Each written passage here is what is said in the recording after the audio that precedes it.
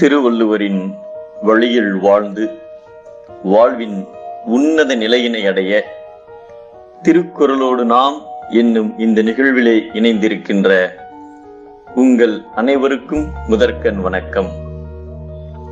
குறள் எண் 620, அதிகாரம் ஆள்வினை உடைமை. மந்திர தேசத்து மன்னனாகிய அசுவபதியின் அருமை திருமகள் சாவித்திரி. அவர் சாளுவ தேசத்து இளவரசன் சத்தியவான் மிக உத்தமன் என கேள்விப்பட்டு அவரை மனதால் விரும்பினார். நாரதரிடம் தனது மகளுக்கு உரியவன் சத்தியவான் தானா என வினவ, ஐயகோ, சத்தியவான் இன்னும் ஒரு ஆண்டுக்குள் உயிர் தரப்பாரே என பதில் உரைத்தார் நாரதர். அரசர் அதை கேட்டு உள்ளம் கலங்கினார்.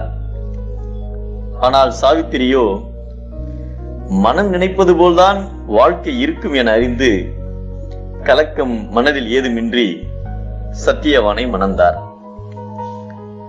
நம்பிக்கையோடு தவம் செய்தார். ஒரு வருடத்தின் முடிவில் யமன் இவரது கணவரை கொண்டு செல்ல வந்தார்.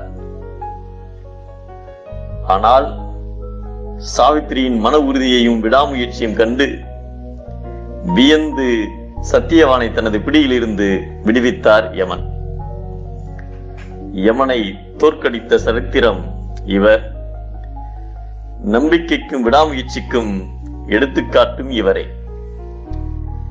எதற்கும் தளர்வின்றி விடாமுயற்சி செய்யும் ஒருவர் விதியையும் வெல்வார் என்பதை ஊழையும் உப்பக்கம் காண்பர். உலைவின்றி தாழாது உஞற்றுபவர் என்கிறார் நம் திருவள்ளுவர்.